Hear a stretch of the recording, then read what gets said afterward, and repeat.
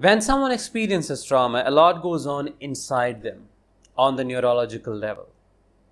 And even after leaving the abuser, the narcissist, or the trauma-inducing situation, they have difficulties with regulating emotions, their thought processes, or in carrying themselves in general.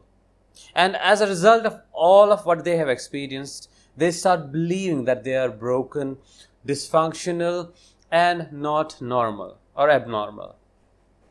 Therefore, it becomes very important for us as survivors to really understand what goes on when we experience trauma, what goes on in our brain, so that we can change that shame into compassion, that dysfunctionality into resilience, and that brokenness into strength and perseverance.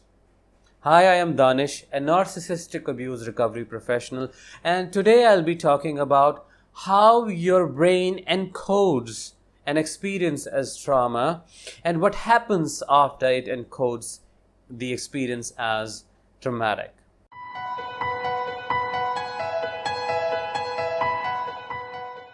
Although there are many approaches out there that explain how the trauma gets encoded, yet there are other approaches which are very simple to understand, to explain, and to the point. I'll be using one such approach today to explain the process of traumatization. And the approach goes with the acronym of EMILY. EMILY is an acronym where E stands for event, M stands for meaning, L stands for landscape, and I stands for inescapability. And I'll be explaining each one of them in just a minute. For an experience to get encoded as a trauma, to begin with, it has to have the potential to be greater than the resources available within us to deal with the hard or tough circumstances. Therefore, the event comes into the picture.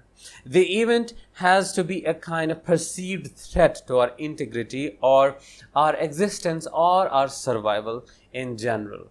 An event can be, on a more general level, it can be someone pointing a gun at us, or surviving an accident, or having to experience someone's death.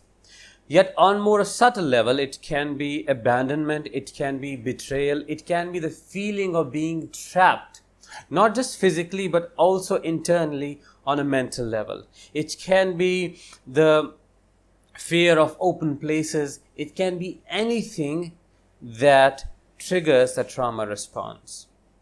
And when the event is heavy enough, big enough, the second criteria that has to get fulfilled is the meaning that we associate with the event. Meaning is basically the attachment with something. It is a possibility of losing something that you are attached with. For example, if someone betrays you, that can mean that you have lost the dream that they showed you in the beginning, speaking more in terms of narcissistic abuse.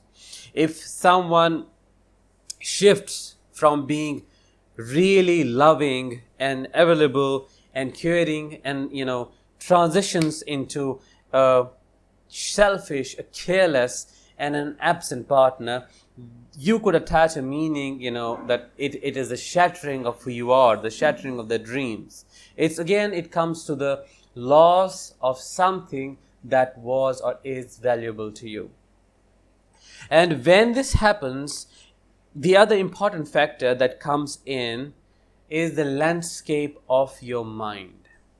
Landscape is basically the neuroelectrocchemical state of your mind. In simpler terms, it means how primed your mind is already to the stressful experience. How vulnerable are you on the level of your brain cells? It's like, have you experienced anxiety or you experienced chronic stress and anxiety? Do you have PTSD? Is your life very stressful? Do you have pain conditions?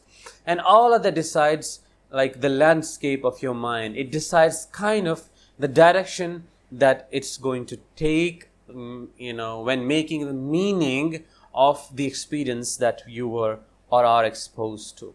Now, I'd like to point out here that it's more unconscious than you being conscious of it. It happens on a level that you are not aware. So, saying that you do it consciously, you traumatize yourself, that doesn't make sense here.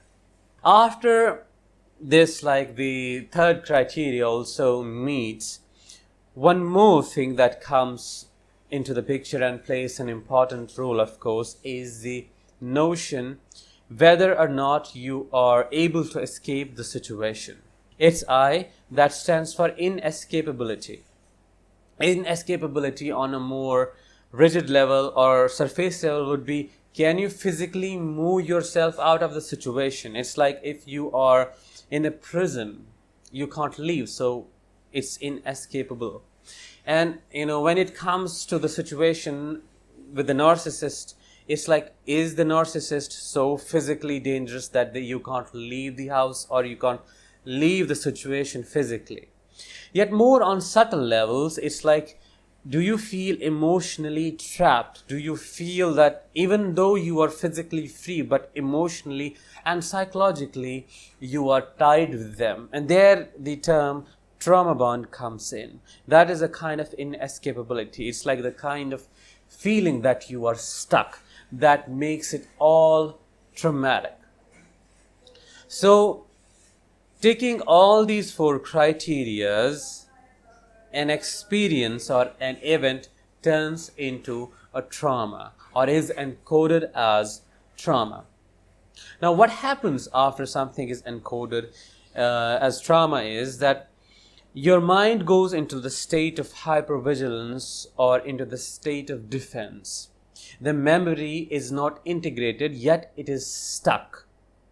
That's why it keeps coming back in the forms of flashbacks, be it visual flashbacks or emotional flashbacks. And when your mind and body is stuck in that moment when the trauma happened, it keeps reliving it again and again whenever something reminds you of that, what happened in the past. And the reminder can be either visual, auditory, or kinesthetic, or you can just smell it. Kinesthetic is like feeling. If something makes you feel a certain way, you start feeling that way. If you see something like an object, color, an image that resembles with that, you get triggered. If you smell something, you get triggered. If you hear something similar to that situation, you get triggered. So it's like your mind reacting to the past even though you are in present. To your mind, it has never ended. To your mind, it's still going on as it is stuck in the state of that trauma memory. I hope this has helped you to become aware of what is happening inside you and that you are not crazy, you are not broken, you are just hurt. And all these defenses are your armor, like a soldier wears his armor or her armor when they go to a battle, to a war, because they have to, otherwise they wouldn't survive. So that is the same thing. Your defenses are the ways to protect you. The next time when I will again talk with you, I will talk about what is the way out, how to unstuck yourself. There comes a point of de-traumatization, the breaking this cycle once for all, or resolving the trauma memory, and what are the approaches out there. Till then, let the healing begin.